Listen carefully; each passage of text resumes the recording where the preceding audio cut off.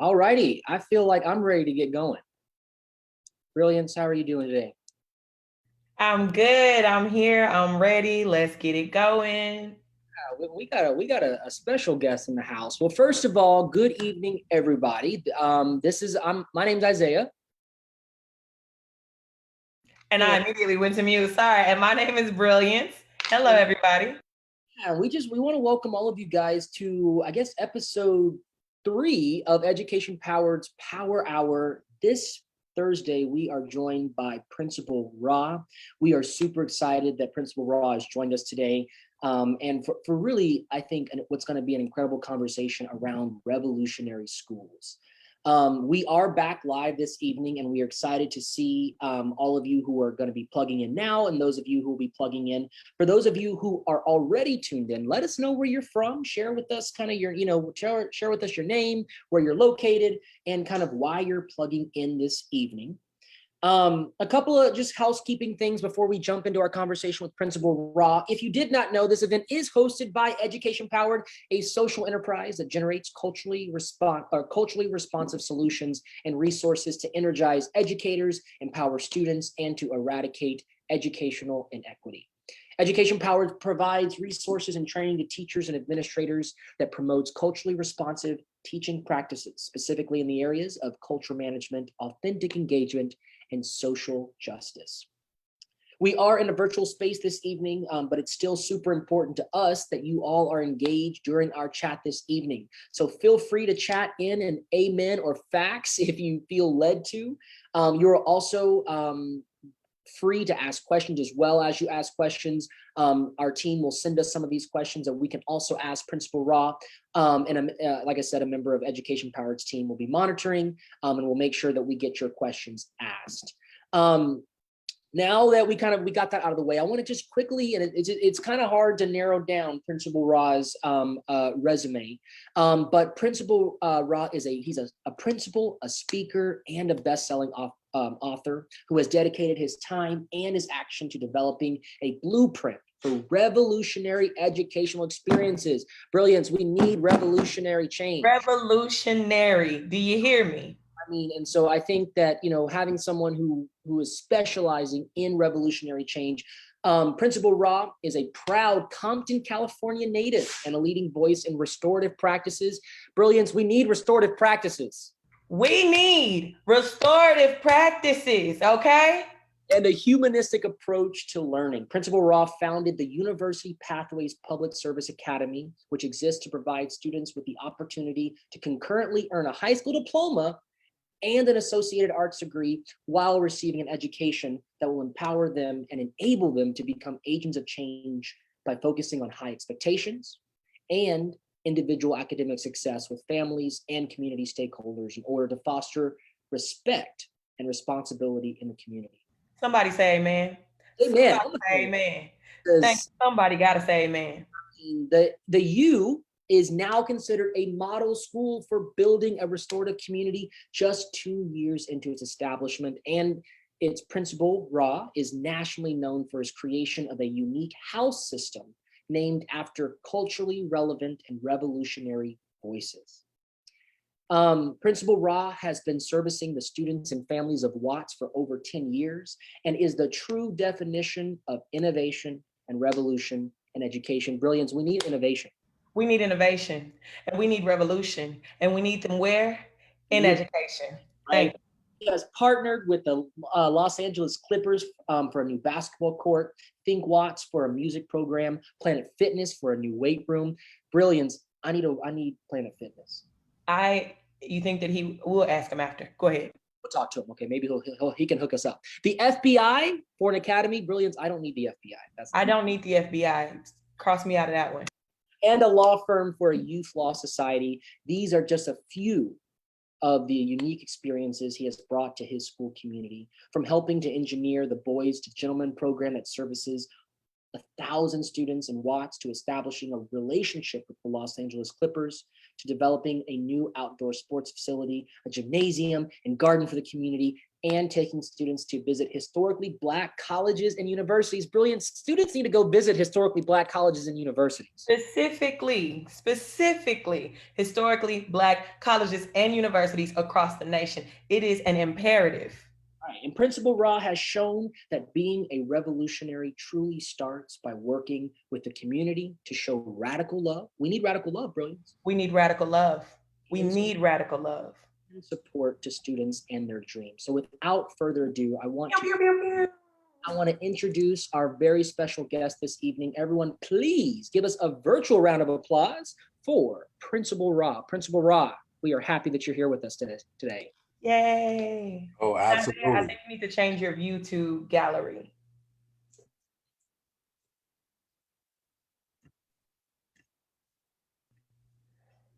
Principal Rahh, you there?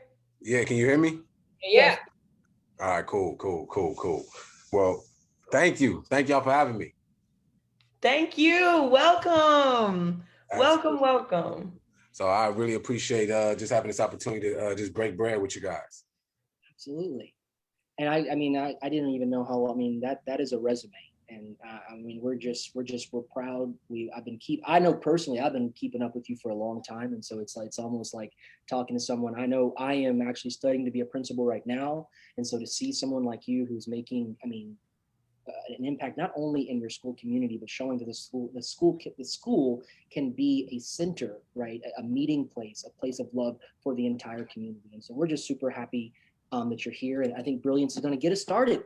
Yes, I am. And I wanted to just say, I actually did not know about the work that you were doing. And I've been stalking you for the last week. Because I'm just like, wow. A lot of times we assume that when folks get really, really about that action, that they may want to step away from institutions or whatever, right? But what you've done is something that's very, very incredible, where you have completely changed and shifted the entire idea of school and schooling spaces and what they do in communities, so that we can have the fundamental values that come with education without having to sacrifice the humans, the children, their families, the community. That's crucial. That's critical. That's my favorite stuff. So you're my favorite person. All right, for this week. We're going to go to question number 1, which is, what led you to found your own school?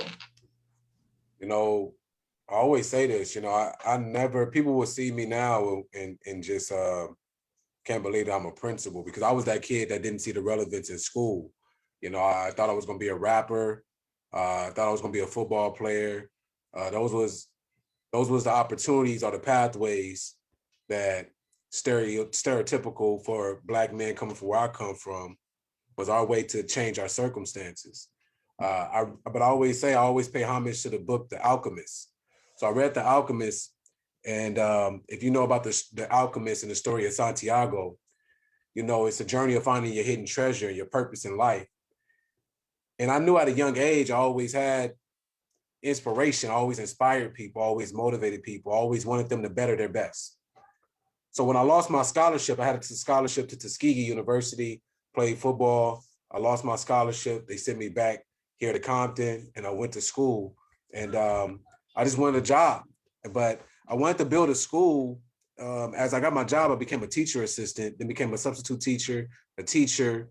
Then I started to notice how principals weren't connecting with kids. And I've seen a lot of principals, to be quite honest, that just looked upset. They looked depressed. They looked like they weren't enjoying the job. And if they were enjoying the job, it was hard to tell.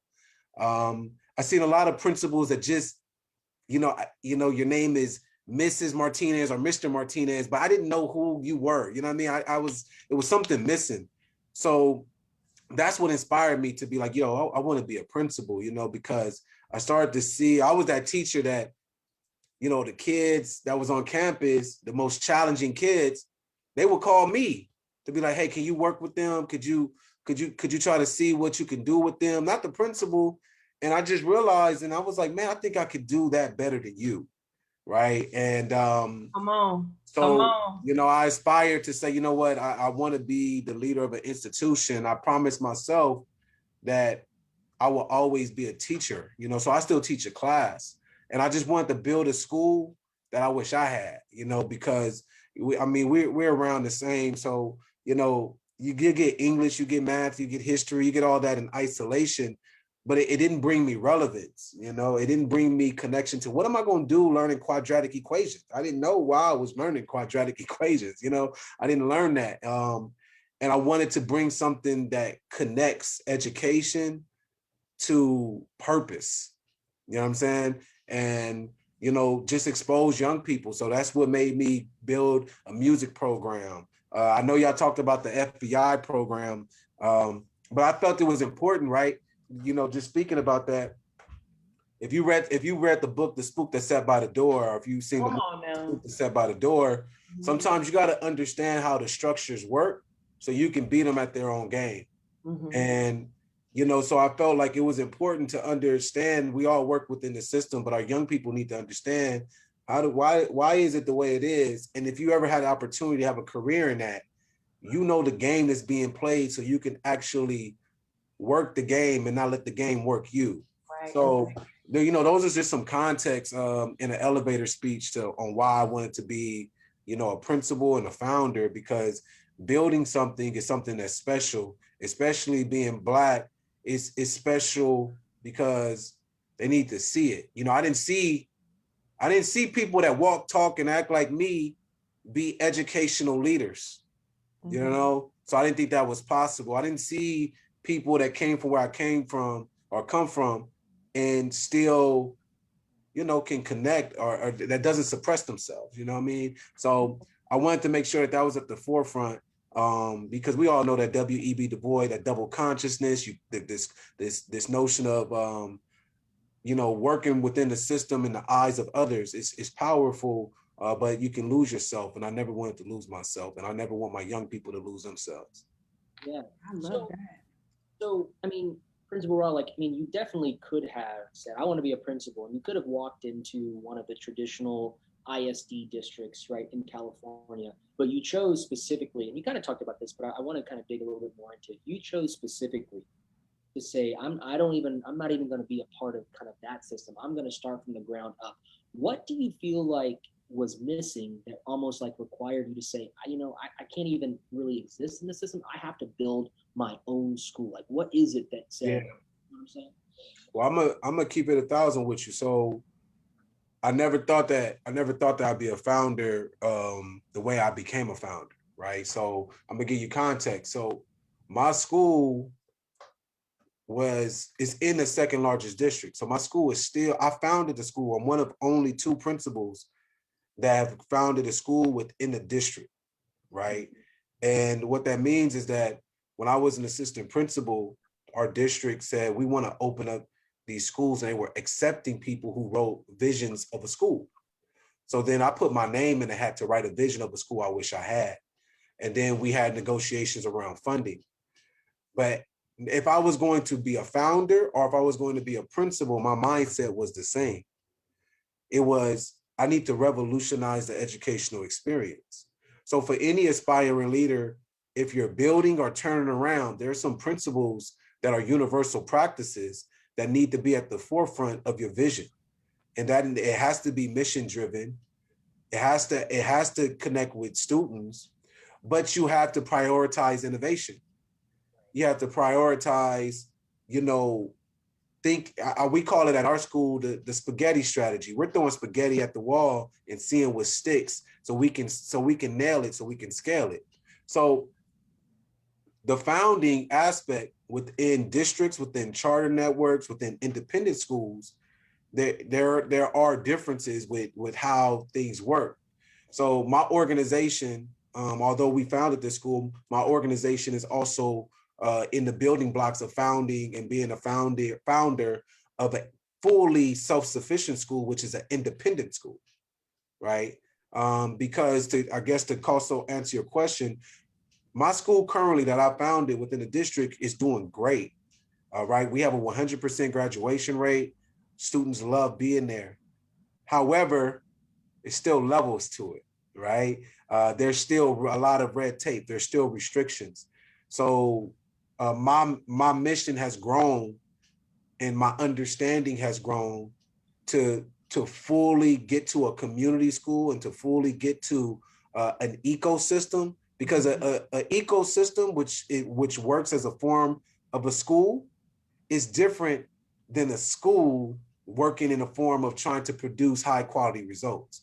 An ecosystem is building a self-sufficient school that will support a self-sufficient community, right?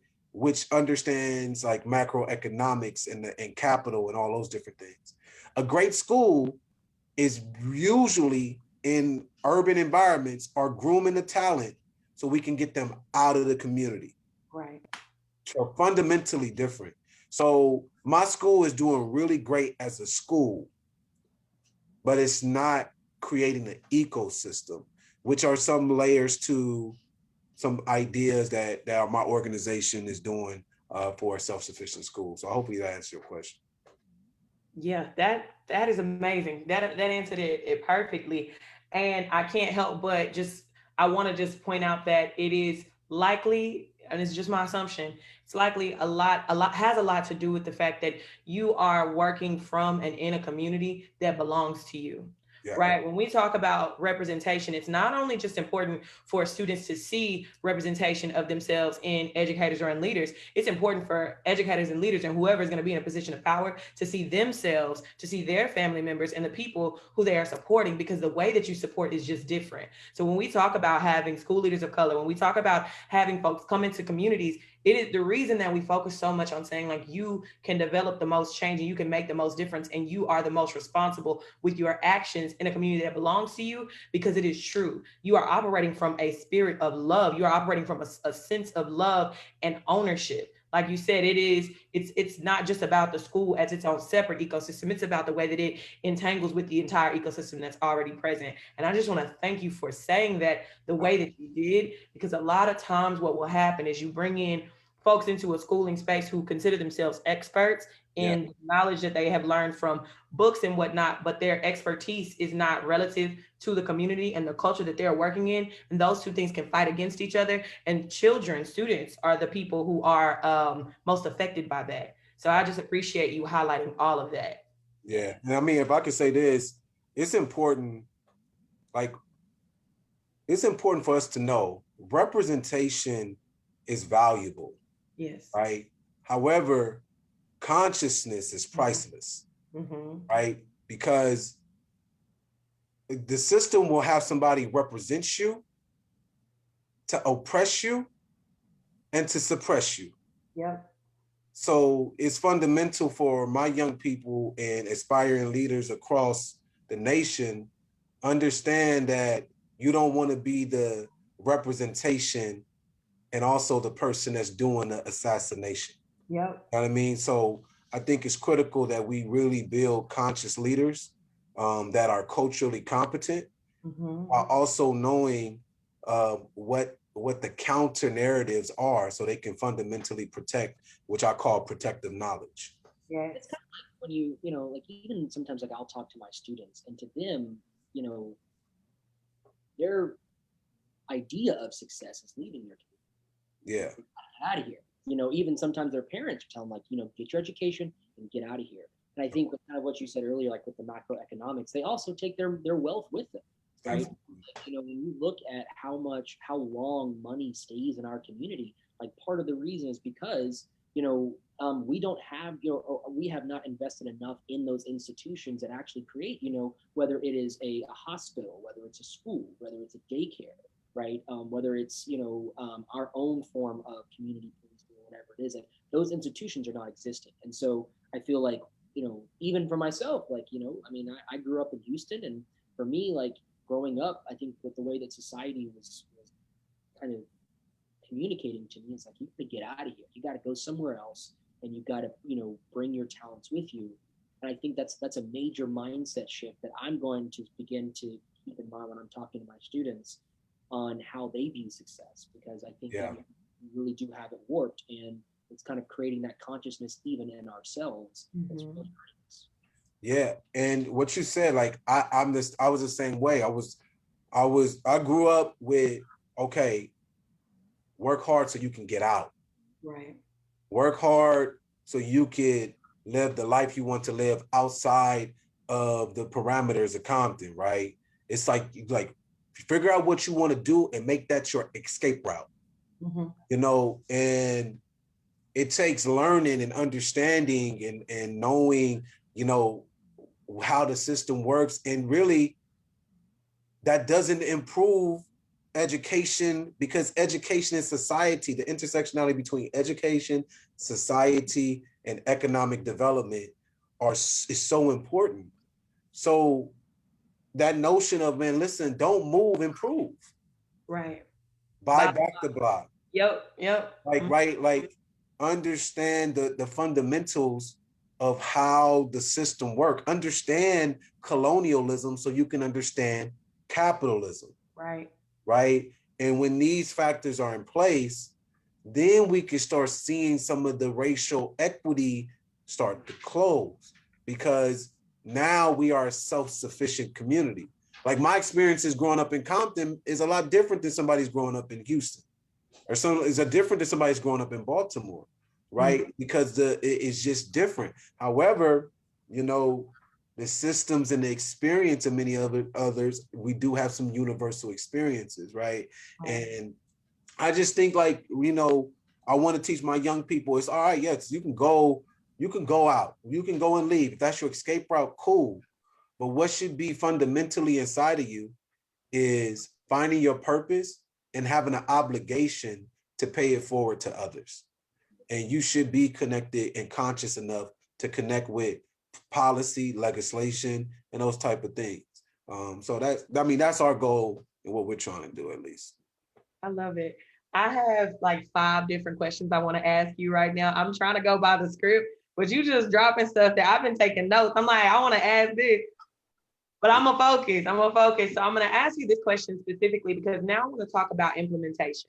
Right? We're talking about the way that you think and the way that you operate, but I want to talk about what you do specific, the actions that you've taken that have impacted your students, that have impacted the community in a positive way. And the thing that I'm really most interested in right now myself is hearing about the culturally relevant house system that you have and the purpose behind it. And then a follow-up question after that is, I would love to understand your vision for why you named the houses what you did. Absolutely. So it's important that my young people see me, you know, and they see me as my authentic self, because, you know, I have the experience. Like I wear my experiences with me. Like my kids know, you know, about my football. My kids know about, you know, when I was young doing things that, you know, it's crazy. It is what it is, right? But it also provides critical hope, right? It provides critical hope for the kid that has challenges, but it also provides the possibilities for the one that hasn't had any type of those experiences, because they're seeing that, wow, this person, the way he presents himself, holds multiple master's degrees, was accepted to go get his doctorate, is a founder, right? And I think it's important for the notion of scholars, the notion of whatever you may call, for us to add value, because there's 3 different levels of intelligence, right? We have analytical intelligence, we have practical intelligence, and we have creative intelligence. So it was important for us and for me to set a framework for these 3 levels of intelligence for our young people, that they're all equal. And a lot of my intelligence came from what is called fluid intelligence. I was able to navigate because I was able to solve practical problems and stuff like that. So that led me to being like, all right, I want to build a school like that HBCU feel, but with a West Coast twist, in an activist twist. I always admired the HBCU step vibe, love. Like I always was like, man, why isn't that on the West Coast? Why isn't that everywhere where Black people are? Why isn't that happening? Right? And for years, I was just like, why haven't we built more just Black colleges in metropolitan areas just to revolutionize higher ed, right? So I said, okay, I seen, you know, my wife watched Harry Potter. I seen this school called Ron Clark Academy. They had these 4 houses, right? And I was like, all right, Ron Clark got 4 houses. I'm seeing them go viral and stuff. I'm like, man, all right, bad. We about to do we about to do something revolutionary. So I talked with my teachers. It was right when shout outs to neighborhood Nip. It was right when Nip died. And we was like, yo, we're gonna do something and we're gonna bring kids together and to have mentorship, to have that family feel. So we're the change, our mascot at our school is called the Change Agents, because we wanted our kids to be, you hear schools that have lions, tigers, and stuff like that.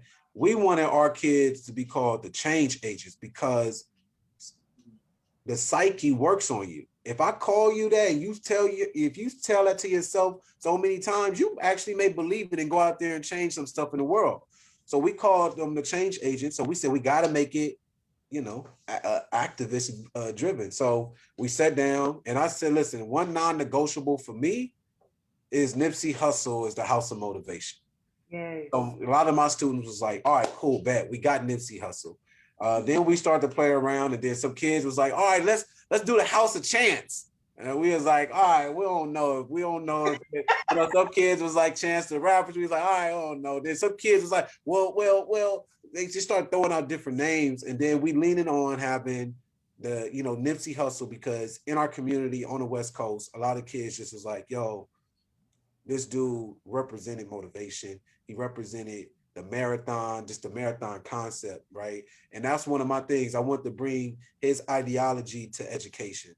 So, the marathon concept was huge. The next thing is we wanted to provide love and support on our campus, because if you look at the data nationally, there was big increase in cyberbullying, big increase in suicidal ideation. So we created a house of friendship to say like, hey, we spread love on our campus. And the kids and myself, we said, Michelle Obama was somebody who represented like friendship and love through her initiative. So we called that the House of Obama.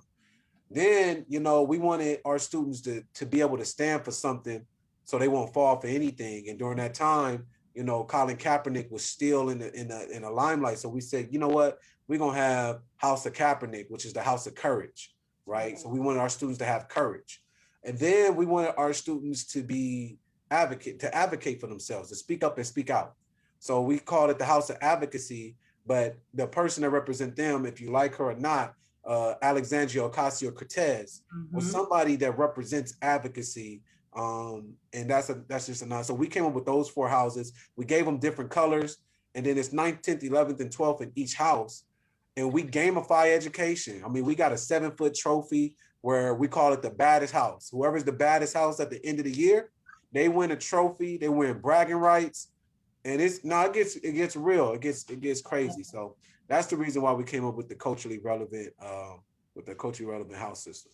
I love that. I also, for one, I love that you say the baddest house, because that's bringing in AAVE. That's the way we talk. Bad is good, right? Yeah. So I don't have to call it the best house. No, the baddest house, right? Exactly. Even to bring in like the norms that we have in our culture present in the schooling space. And when I came across this information about your schools, I was like, how did he pick those names? I'm so accustomed to seeing the Malcolm X, the Martin Luther King, and I appreciate and love our historical revolutionaries, but it is very important for students to know that you don't have to go back to 1965 to have a good reflection of someone who stood for something, as you said, or someone who shows radical love, or someone who is a motivator, regardless of their background, regardless of where they came from. They put it down, you know what I'm saying? And they were true about their story in the way that they tell it to themselves and in the way that they told it to other people. So I just thought that was beautiful. Absolutely. I think I had me a little Oprah aha moment, because what was really resonating with me is, a lot of times, and I'm comparing, like I'm a school teacher right now, so I'm comparing what I see. I'm studying to be a principal right now, and kind of comparing to what you do. We tell our students to have motivation. We tell them, hey, you need to have motivation. We kind of create this ideal image, right? You need to have courage. But in your school, the principles that you want, principles, not principal, Yeah, I got you. are part of their identity. And I think that's different, right? It's different to say you need to be motivated. And that is different from motivation is part of who you are. It's who you identify with. It's your group, it's your people, right? Absolutely. I think that is something that is so much more, it resonates so much more with students, and it's something that they're not going to forget. Like, this is who I am. This is who I grew up around. Like, this is, my teachers were like this. My friends were like this. My principal was like this. My community was like this. And so when they leave your school, right, you don't have to teach them to be motivated or to have courage. Like, this is, I don't know anything else. It's part of who I am, right? And so, that really resonates. And I hope that's a nugget that, our teachers and principals who are watching can take is, how can you embed your principles as part of your student's identity, as opposed to just saying, sit down and I'll tell you what to do to be motivated. Yeah. Yeah. And doing it authentically. Right. And having that be part of, like, language matters. Yes. And, a lot of people come to school, and I get a lot of DMs, people get so focused on the names that you miss the point. The point is courage, motivation, friendship, advocacy. Yes. And also, like, I'm a big, like, I got ink tattooed on me, Sankofa, right? Sankofa, to know where you're going, you have to remember and know where you came from. So no doubt our revolutionary scholars and the revolutionaries of the past have set foundational principles. However, it's something about the psyche, especially our young people, in the hope, in the imagery, that it sometimes you need that spark. Right. Sometimes you need that man, the way this person, and it's also giving flowers for what people while they're here too. So that's why we came up, and we wanted to make it also diverse with our student body. So it's been a game changer for us for sure. Let me kind of switch to another, I guess system that you have in your school here in Dallas, especially like with Education Powered. My other job is I'm the policy director, and what we've been focusing on a lot lately is school discipline. And Dallas ISD is one of the first schools, or one of the first districts who we think are very likely going to completely eliminate out of school suspensions for like low level infractions, right? Good. A lot of, at Education Power, we've been having like community meetings and talking with teachers and principals, right? And saying, if we completely eliminate out of school suspensions, right?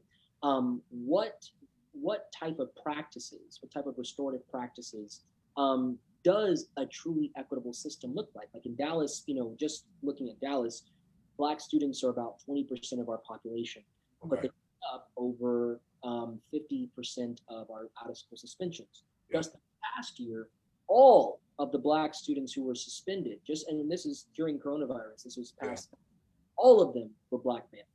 Right? And we know when it comes to school discipline, and we know the tie between loss of not being in the classroom, and that tie to academic performance, dropout rates, all.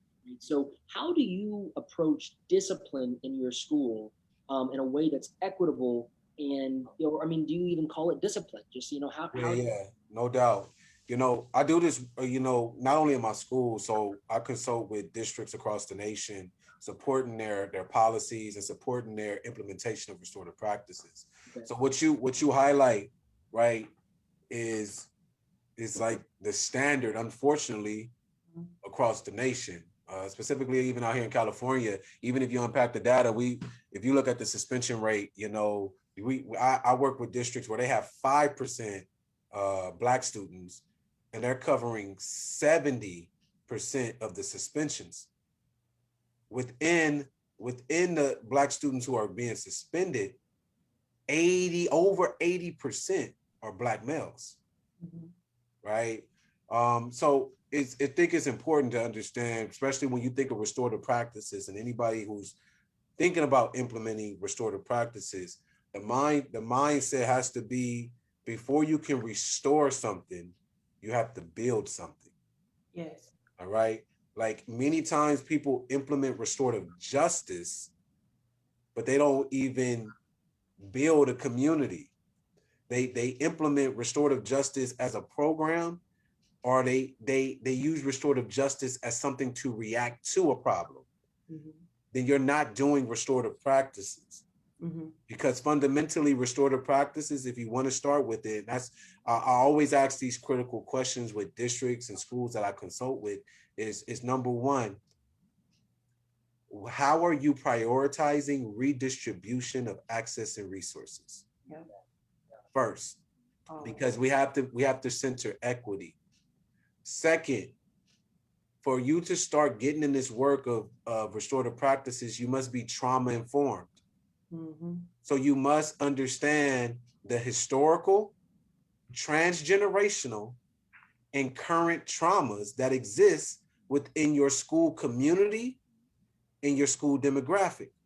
That means you need to do environmental scans. That means you need to have like these type of deep dialogues and conversations to get to know the historical, transgenerational, and current traumas that exist within the community, economically, through health, through all these different factors. So you can start to get this data so you can now prepare your school and your organization to build Disneyland, right? Like that's the feeling you want, right? So now I understand, wow, this is some deep impact, some deep harm, or these are some good things that's happening in the community, right? You do this. So now you got the skills and the understanding to now build a community, right? So now, and I always say this, when you want to build a community, if you prioritize any organization, if I ask you, do you guys prioritize community at your school, building a positive community? You'll hear, yes, we do. We do all this great stuff. We have little treats as teacher appreciate, little treats for teachers and little. And I said, well, if I want to know if you prioritize, or if you want to know if any organization prioritize anything, it's two things that you need to unpack. The first thing is where they spend, how much time they spend on it. If you want to build community, how much time are you allocating intentionally to build community? Yep. You'll see organizations, hey, look, when do you do community building circles? Oh, we don't have time for it. We do it at the beginning, 10 minutes of the day and one time a week. Okay. Then the next one is, how much money do you spend on it? Mm-hmm. Oh, we care about building community. How much money do you work towards building community? Oh, we get a donation and we take the kids on a field trip at the beginning, at the end of the year. Mm-hmm. Oh, okay. But then they say that they're doing restorative justice. So it's important, and this is before we even get to policy, because no matter if we go and change the policy, if your heart and mind is not understanding that, it doesn't even matter. It doesn't even matter, because your norms will get you back to what you are used to. Right. And you will find the criminalization of Black and brown students, no matter how hard you try, if you don't change the heart and mind and the philosophy in which you're operating. So it's important to start answering these questions, because these questions will then start to get you to unpack and have critical conversations. One thing I always say is, if you pull up that data that you just mentioned, and you pull up that data, you can have all the superintendents and the directors together. And if somebody in that room cannot speak on the why that exists, meaning that, man, there's some deep-rooted stuff that exists in this data, then policy work is not the work. It's the philosophy work that is the work. It's the conversation and the dialogue work that is the true work, the authentic conversation work. So, and then once that happens, now we can start talking about policy. Now we can start talking about these changes. And I'm not neglecting anybody saying I'm not neglecting the policy. We do need policy change. But what I'm saying is that we have seen historically, if we study history, these type of systems, they mutate. So as you change one thing, it mutates to something else. Right. So if you take away out of school suspension, guess what? You're just going to see an increase of in-school rooms and all that type of stuff. And now it disguises itself under some other data. So that's why I say that we got to be really, really conscious of, yes, the policy needs to change, but what is underneath the surface that we also have to address. I think sometimes people hide behind policy too, especially when the absolutely heart and the mind work is not done. A lot of, and honestly, like I've even seen it in my district, right, where it's like, oh, well, we passed the policy, so we're equitable now. Now let's move on. Let's talk about something else, right? And so, or sometimes like this, there's policy, but there's not teeth to it. There's no funding to it, right? We want to do this, but it costs money. But we're not going to do that. But the black and white paper says that we're equitable, so we're fine. So I can see what you're saying, because Education Powered, actually last year we worked really hard with Dallas Core to get our district to begin to publicize disaggregated data by race. And that should be a standard. Yeah, absolutely. Right. But we didn't, like, it's not to say that everyone, like, we can look at the same data, but if we don't agree on why this is happening, right, people are going to read it. Right, just publicizing the data is not going to do much for us, you know? Absolutely. I mean, go ahead. I'm sorry. No, please. I mean, that, and I think that you're right? Like, that's where you start to really get to the root of the work, because when you make that data transparent, it should lead to critical conversation.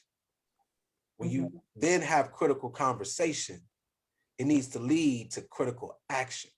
Right. So it's a framework, right? It's a framework, like while I work with schools and districts on, and it's URR, right? And for you to, like, there's shout outs to Dr. Melody, you know, if you truly say that, you know, the application, like learning, the evidence of learning is through application, right?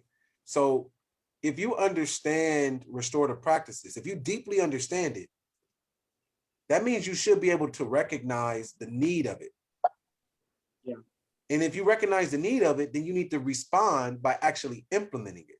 And if you use URR in any framework, you will find out that, you know, a lot of districts, a lot of schools, they will have a PD or a meeting to understand trauma, or to maybe try to understand restorative practices.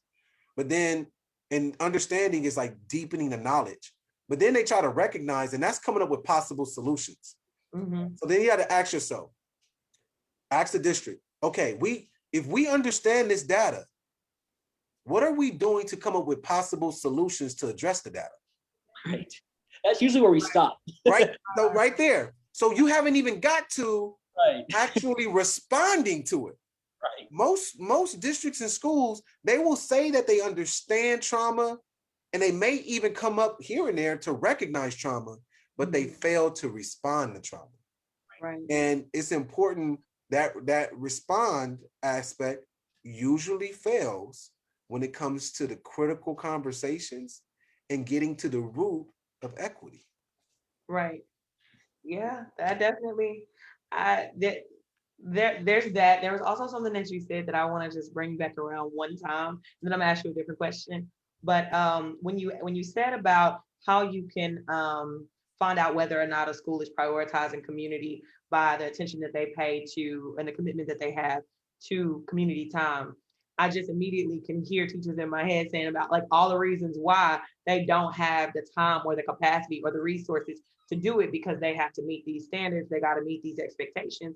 And that is why I say all the time, and I'll say this for forever, and again, this is Brilliance's opinion, not Education Powered, that schools are not made for students. These schools that we're talking about, where if you cannot have space for a human being to have community, to build community, to understand how to interact with one another in a positive and fulfilling way, where students don't feel threatened or marginalized by the second that they walk in the door, whether it be from their attire, the way that they speak, their home zip code, et cetera, then it is not a space that is made for them. It is a space that is made to kill them. And that's point blank, period. And until you can identify whatever the blockage is that you have in your imagination, from how you can imagine to be able to have a safe and fulfilling space for students, you're always going to lean towards saying, oh, well, the policy is this, or well, we have to meet this expectation. Yeah. Revolution to me is so rooted in imagination, because you have to be able to step outside of every box that exists.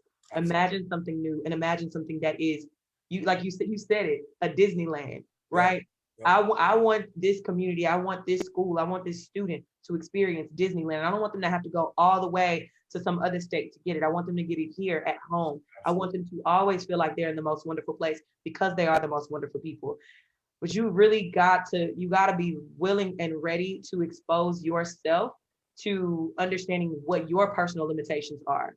Why can't you imagine that? And that is hard, because a lot of times, and you have to look at your own internalized depression and all that other stuff that we're not gonna get into on this call, but it goes in a rabbit hole.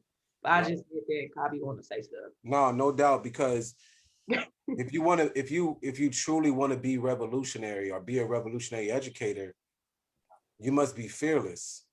Fearless with your imagination, fearless with your dream, and fearless with executing a plan that focuses on the young people being their best self, right?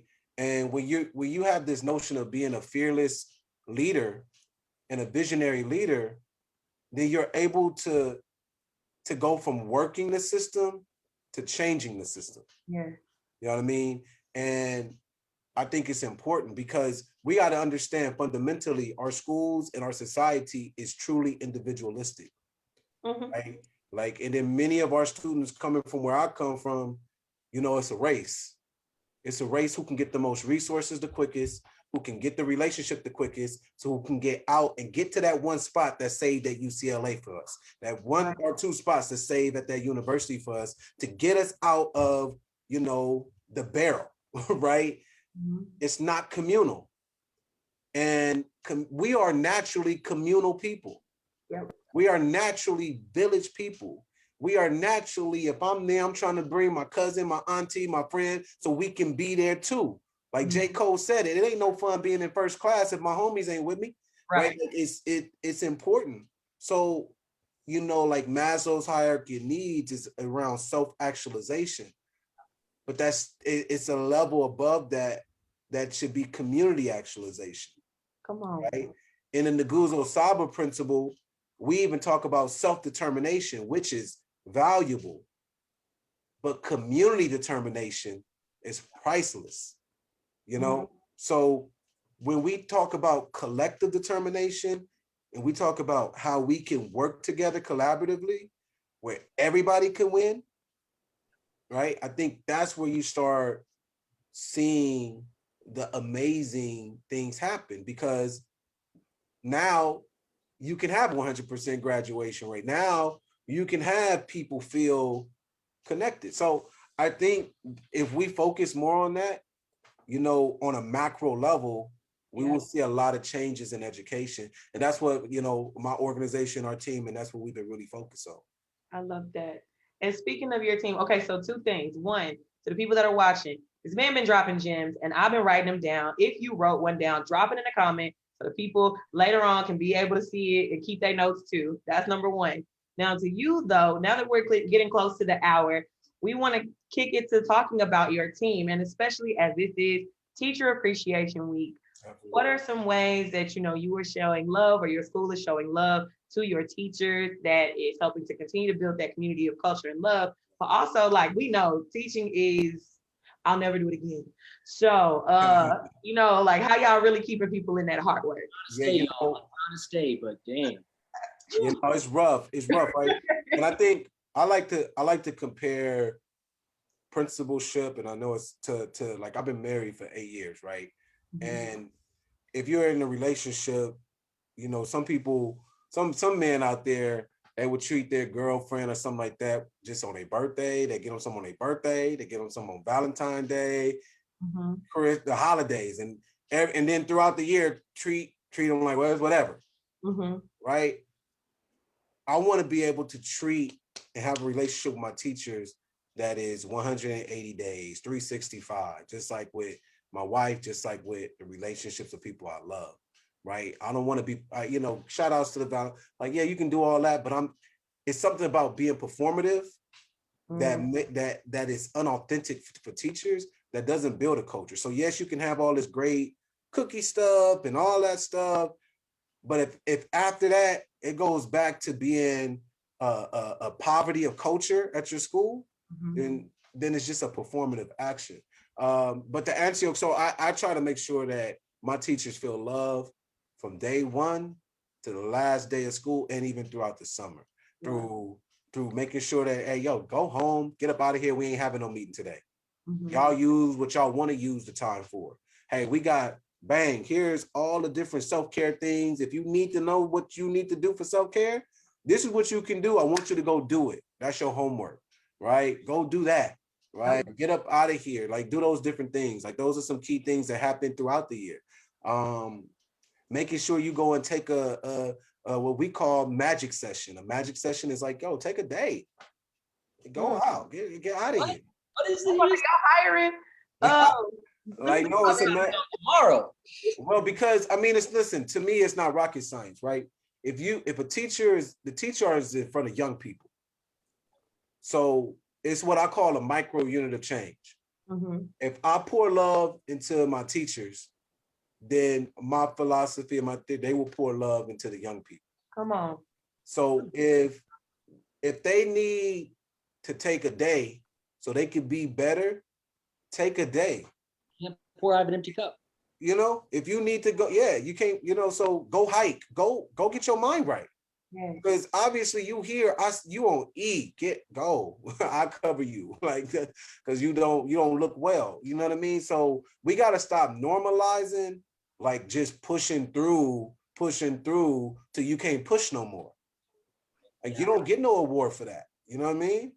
There's gonna be another group of kids come in next year. You don't get no award for saying like, man, I pushed 365 and I'm tired. No, this ain't this. You're gonna be out of the game for quick. So me as a leader, I gotta make sure I temperature check, like, all right, bet, go home. All right, bet. Guess what? I'm about to pay you X time to come in Saturday and X time out here. I'm about to pay you extra money to come in on a Saturday to do yoga with us. Come on, yoga.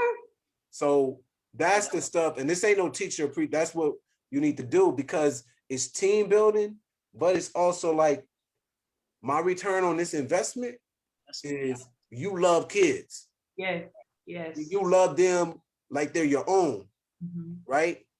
So anyways, for this week, I mean, we got donuts, we got some Starbucks. I mean, we do that little performative stuff. You know what I mean? We got some candy apples and stuff like that. They like it. We got a luncheon tomorrow. But I'll be honest with you. My office team does great. Because I ain't doing no flower stuff and doing all that. I'm not doing all that, you know. So, gotta hire the team that's gonna have your back. Exactly, from facts. The Principal Rahh, I think, you know, most people, after they've founded a school and got several master's degrees and got selected to do a doctorate, most people would say that that's, you know, I'm done. But you decided to also write a book. Right. And a member of our team is actually going to drop a link to the Amazon webpage where we can grab the book, which is Revolutionary School Culture, the 6 Principles of Unlocking Your School's Hidden Treasure. In our last minute or so, could you just give us a little bit of a sneak peek of kind of why you wrote this book? What was not being said that you needed to write this book for? And we'll wrap it up with there. Hey, there you go. Yay. I really ordered mine during the conversation. So I'm about to order mine right now. Yeah, show love. But no, you know, I wanted to tell my story and what helped me. You know, just like The Alchemist, if you hear the title, Unlocking Your School's Hidden Treasure, that's paying homage to The Alchemist for helping me find my hidden treasure. And I wanted to write a book off of what helped me as a leader and what helped me throughout my transgression as an educator, to hopefully inspire somebody else to do something amazing and just to find peace with themselves. Because I know that one educator, they're at a school that's fighting for liberation and they're tired. They don't feel like they got a village. They feel like they ain't do. Anybody understand what I see? I see some messed up stuff and it feels like I'm speaking or I'm by myself in isolation.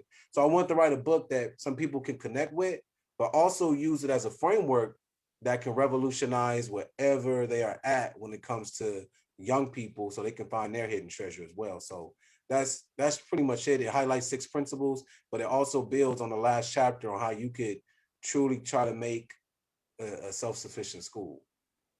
I love that. And is that when you order the book, can you order the hoodie too? Because I'm loving this hoodie and I want that too. I want both. Absolutely. So I mean, you can go to revedx.com. You can definitely get the hoodie, get some merch, get some swag, so you can feel the revolution, you know, feel the revolutionary work, because it's a movement. This summer, my team and I at Revolutionary Education, we are offering just an institute for revolutionary minds in education to come together. It's going to be an infinity group for us to just share best practices, but also to dive in deep on revolutionary school culture and other books that has helped just revolutionize education. And it's an infinity group that will help people build their own schools and just learn from just revolutionary minds. So that's what we're trying to do, truly revolutionize education on the macro level. I love it. Principal Rahh, I mean, this has been one of my favorite conversations. And I think that we only scratched the surface, to be honest. I mean, we could talk for hours about things that you're doing and our experiences. But in respect for your time, we're going to go ahead and wrap up. We appreciate you coming again. We're going to, and thank you for mentioning that institute. We'll also share some information about that. So our revolutionary minds that are watching us can join you over the summer. But thank you so much, Principal Rahh, for joining us. We will definitely stay in touch. We hope we can have you back at some point. Absolutely. Maybe you can come and visit your school and talk about it. We'd love to see all the great things you guys are doing over there. Yes. Are there any other words you wanted to close out with? Hey, listen, thank you guys for having this. Thank you for building your platform, for just empowering and just empowering through education. And just my thing is, everybody change the world. Don't let the world change you. I know that's right. I know that's right. All right. Thank you. Thank y'all. Y'all know how we do. We'll be back next week. Peace. Bye, everybody. No doubt. All right, y'all. Thank you. That was guys. amazing. I appreciate